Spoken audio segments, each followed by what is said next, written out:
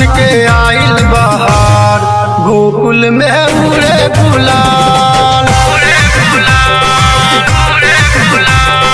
फागुन के आइल बहार, गोकुल में उड़े गुलाल। धरती भइल लाल लाल, खुश बाटे सारा जहान। होली खेले नंदलाल, गोकुल में उड़े गुलाल।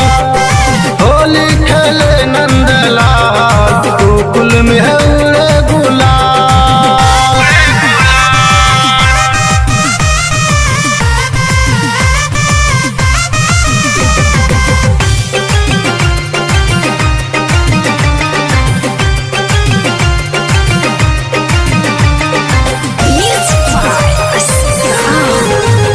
बड़े मौसम सुहाना, होली खेले गाना।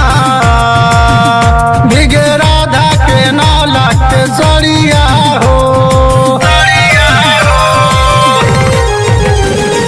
कितनो करेली माना, नहीं माने ले गाना। रंग ढारे ले भरी पिचकरिया हो। राधा गोरी के दोनों गाल, भइल बाया बिरिया से लाल।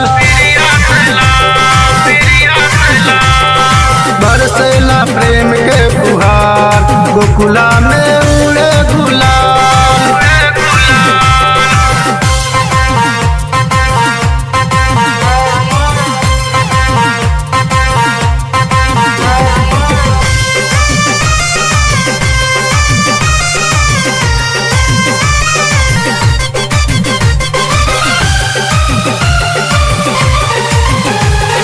आज के ई नजारा बड़ा लागल प्यारा। देखे आइल बड़े देवता लोग सारा हो।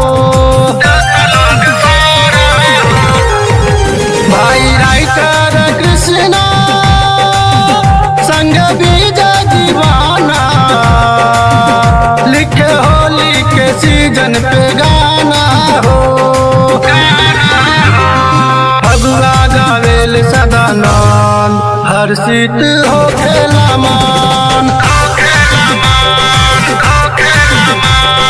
फगुआ गावेल सदानंद, हर्षित हो खेला मान। फागुन के आइल बहार, गोकुल में उड़े गुलाल। यस गुप्ता रिकॉर्डिंग स्टूडियो सहजन।